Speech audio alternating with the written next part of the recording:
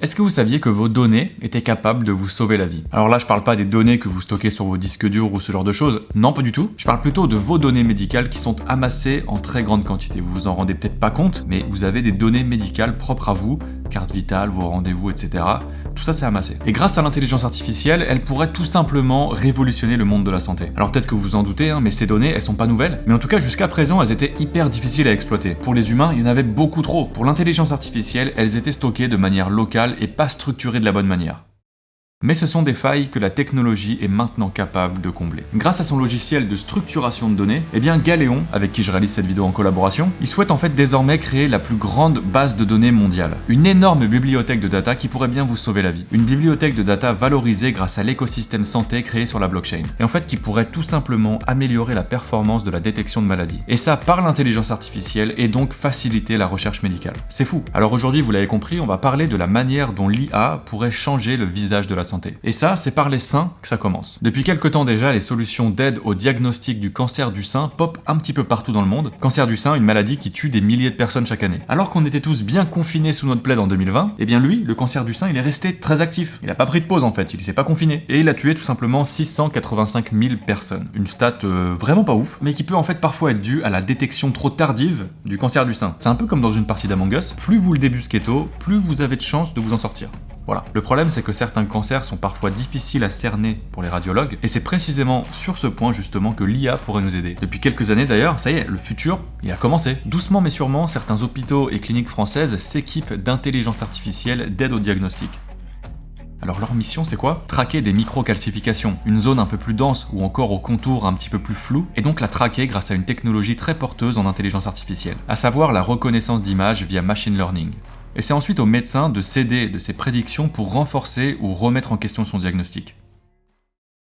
C'est un coup de pouce qui est rendu possible grâce à un entraînement hyper intensif des intelligences artificielles. Et pour les rendre efficaces, en fait, il y a une seule solution. L'algorithme doit manger de la radio en masse. Je parle pas de centaines d'images issues de l'hôpital du coin. Non, là vraiment on parle de milliers, voire des centaines de milliers d'images de radio. Des radios de patients déjà diagnostiqués, et les plus hétérogènes possibles, s'il vous plaît. Une montagne d'images qui a également droit à un traitement spécial. Ouais, parce que ici on parle d'intelligence artificielle supervisée. Ça veut dire que chacune des radios doit être annotée par une cohorte de radiologues. Zone suspecte, type de lésion, tout doit être labellisé pour apprendre à l'intelligence artificielle à repérer la maladie. Et après avoir subi ce traitement de choc, l'intelligence artificielle est censée être parée pour aider les docteurs à chasser la maladie. Si je vous parle de cancer du sein depuis tout à l'heure, c'est pas parce que ça nous touche tous, et ouais en fait, même les hommes d'ailleurs. Non, c'est plutôt parce que c'est l'une des maladies où l'intelligence artificielle a le plus progressé. Alors pour autant, il n'y a pas que les cancers du sein qui intéressent les chercheurs, non. Sur leur bureau, on trouve aussi les maladies cardiovasculaires, soit la première cause de mortalité dans le monde quand même, les maladies génétiques rares ou encore les maladies infectieuses respiratoires. Coucou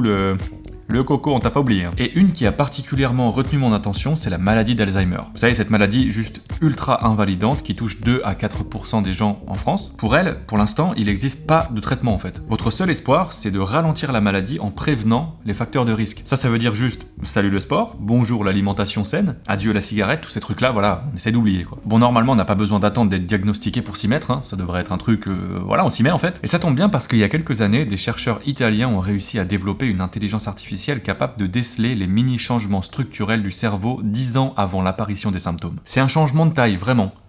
10 piges, qui pourrait permettre à certaines personnes de gagner quelques années si ces études venaient à être confirmées. Un autre truc bien stylé aussi, grâce à l'intelligence artificielle, vous pourrez peut-être bientôt détecter vos maladies sur votre canapé. T'es tranquillou, t'es comme ça chez toi. Hop là, petite maladie, petite notif, bon, ça fait pas plaisir, mais voilà. Il y a quelques mois, Google a annoncé le lancement de Derm Assist. C'est une application mobile qui est capable de faire une première analyse de vos lésions cutanées. En tout, elle pourrait reconnaître 288 affections présentes sur la peau, les cheveux ou encore les ongles. Ouais, c'est un peu un genre de dermatologue de poche le truc. Attention, voilà, c'est une première petite analyse. Et pour l'utiliser en plus, c'est ultra simple. Il suffit de prendre 3 photos de votre lésion, tu réponds à un petit questionnaire, et hop, une fois que c'est dans le système, t'obtiens une liste de correspondances possibles. Et donc ensuite, ça peut te motiver à consulter, voir un truc, faire plus d'analyse et tout. Ou évidemment, si Google s'est pas planté, de vous rassurer tout simplement parce que vous avez rien. Et ça aussi à condition bien sûr de trouver la bonne lésion à shooter. Vous l'avez compris, le développement de cette technologie pourrait représenter un soutien de poids à la détection des pathologies. Au programme, c'est donc un gain de temps énorme pour les médecins vu que le diagnostic serait plus rapide à faire pour certaines maladies. Mieux encore, l'intelligence artificielle pourrait un jour être capable de pallier les erreurs humaines. Et l'humain, celle de l'intelligence artificielle. C'est un peu comme un genre d'équipe en fait, on travaille en symbiose avec l'IA. Bon, ça c'est c'est l'objectif. Par contre, on n'y est pas tout à fait encore. Tout simplement car on manque d'études solides. En fait, la seule chose qu'on sait avec certitude, c'est que les humains et les machines ne font pas les mêmes erreurs. Par contre, elles peuvent quand même en faire. Prévalence de la pathologie dans l'échantillon d'entraînement, cohorte pas assez hétérogène ou assez vaste, position et bruitage des images, tout ça en fait, ça peut affecter sa prédiction. À tel point que, d'après une méta-analyse publiée par The Lancet en 2019, leur performance globale serait au mieux équivalente à celle des médecins. Donc c'est un potentiel encore incertain qu'il faut consolider, pathologie par pathologie, avec des études en population générale, avec, vous l'avez compris, de nouvelles données. Et ouais, on y revient toujours, faut un maximum de données. C'est pour ça qu'à terme, vos données pourraient vous sauver la vie. Dans ce domaine de la recherche médicale, vraiment, la donnée, c'est très précieux. Mais bon, bonne nouvelle du coup, parce que grâce aux smartphones, montres et balances connectées, leur volume en fait, elle a plus que décuplé depuis 2013, le volume des données. Alors ça peut faire flipper de se dire que les données d'une balance connectée puissent être récupérées, mais en fait c'est vrai qu'on s'en rend pas compte, mais tout ça, ça part en fait. Souvent quand on télécharge des applications de santé pour des montres connectées ou des balances connectées, on signe des conditions générales et voilà, les données, c'est pas juste à vous en fait.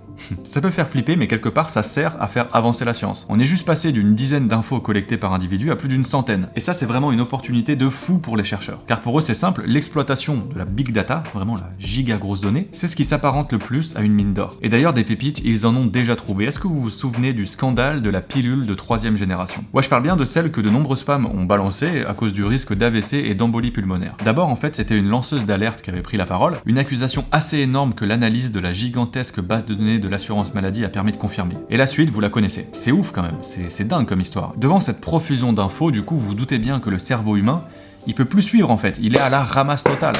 Désolé, man. Et du coup, c'est là que l'intelligence artificielle, elle intervient. Sa spécialité à elle, c'est justement le recueil et le croisement de données. Un talent qui permet de doter les chercheurs de super pouvoirs d'analyse pour confirmer ou infirmer leur hypothèse. Je vous donne un exemple, comme ça c'est cadeau. Votre boulot, c'est de vérifier l'efficacité d'un traitement, et dans votre cas, il n'y a pas 36 000 solutions. Vous devez comparer les génomes d'1 millier de patients y répondant et d'1 millier de patients n'y répondant pas. Tout ça sans oublier que la totalité de l'ADN humain, c'est juste 3 milliards de maillons. Il n'y a pas besoin d'avoir fait des études scientifiques pour savoir que cette tâche est tout simplement impossible. Mais pourtant, sans avoir besoin de faire de nuit blanche, eh bien l'intelligence artificielle, elle va être capable de passer en revue chaque génome, repérer leurs différences et notamment celles qui sont liées au traitement. Un package de données qui permettra de mâcher le travail du chercheur. Bien mâcher le travail même, c'est quand même incroyable, non? Il n'y a pas que dans le domaine de la pharmacovigilance que l'IA va pouvoir nous aider, mais dans le fait de développer des nouveaux traitements aussi. Vous le savez déjà, un grand nombre de maladies n'a pas trouvé son traitement. Entre les premières phases de test d'un traitement et la mise sur le marché, vous avez en effet 90% de risque de vous planter. Un processus un peu casse-gueule que l'intelligence artificielle